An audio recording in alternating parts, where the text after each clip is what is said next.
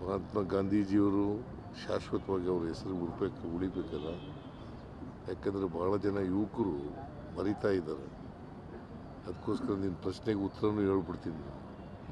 ಅದಕ್ಕೋಸ್ಕರ ಮಹಾತ್ಮ ಗಾಂಧೀಜಿಯವರು ಏನಂತ ಹೇಳಿದರು ಅಂತಂದರೆ, ಗ್ರಾಮಗಳ ಸ್ವಾವಲಂಬನೆ ಆಗದೇ ದೇಶದ ಪ್ರಗತಿ ಆಗಲ್ಲ ಅಂತಕ್ಕಂಥ ಮಾತುಗಳನ್ನು ಹೇಳಿದರು. ಗ್ರಾಮಗಳು ಸ್ವಾವಲಂಬನೆ ಆಗಬೇಕು, ಆರ್ಥಿಕವಾಗಿ, ಸಾಮಾಜಿಕವಾಗಿ, ರಾಜಕೀಯವಾಗಿ, ಶೈಕ್ಷಣಿಕವಾಗಿ ಸ್ವಾವಲಂಬನೆಯನ್ನು ಕಾಣಬೇಕು. ಅವು ಕಂಡಾಗ ಮಾತ್ರ ದೇಶದ ಪ್ರಗತಿ ಆಗಲಿಕ್ಕೆ ಸಾಧ್ಯ ಆಗ್ತದೆ. ಯಾಕಂದರೆ ಭಾರತ ಹಳ್ಳಿಗಳ ದೇಶ. ಮಹಾತ್ಮ ಗಾಂಧೀಜಿಯವರು ಹೇಳಿದಂಥ ಕಾಲದಲ್ಲಿ ಸುಮಾರು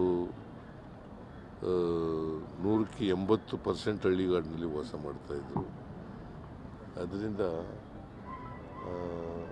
ಆ ಮಾತನ್ನು ಹೇಳಿದ್ರು, ಹಳ್ಳಿಗಳು ಉದ್ಧಾರ ಆಗದೇನೆ ದೇಶ ಉದ್ಧಾರ ಆಗಲ್ಲ.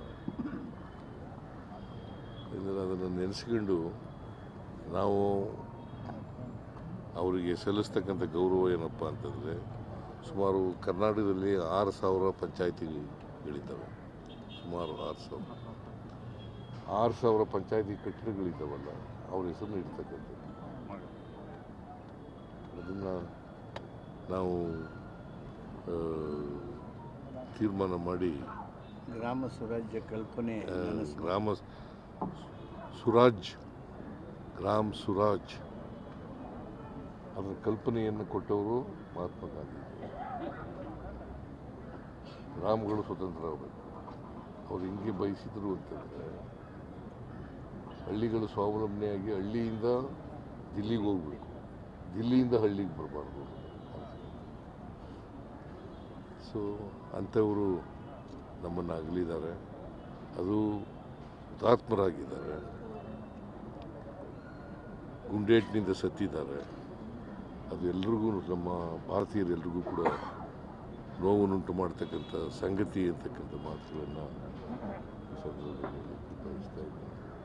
ಮಹಾತ್ಮ ಗಾಂಧೀಜಿಯವರು ಇನ್ನೊಂದಷ್ಟು ದಿನ ಬದುಕಬೇಕಂತ. ಯಾಕಂತಂದರೆ ಅವ್ರಿಗೆ ಅವರ ಅಭಿಮಾನಿ ಒಂದು ಪತ್ರ ಬರೀತಾರೆ. ಏನಂತ ಬರೀತಾರೆ ಅಂತಂದರೆ, ನೀವು 100 ವರ್ಷ ಬಾಳಬೇಕು ಅಂತ ಬರೀತಾರೆ. ಅದಕ್ಕೆ ಉತ್ತರ ಏನು ಕೊಡ್ತಾರೆ ಗೊತ್ತಾ ಗಾಂಧೀಜಿಯವರು? ನಾನು ಕಡಿಮೆ ಹೇಳ್ಬಿಟ್ಟಿದ್ದೆ, ನೀನು ನನಗೆ ವಯಸ್ಸನ್ನ 125 ವರ್ಷ ಬದುಕಬೇಕು ಅಂತ ಅಂದ್ಕೊಂಡಿದ್ದೀನಿ ನಾನು ಅಂತ.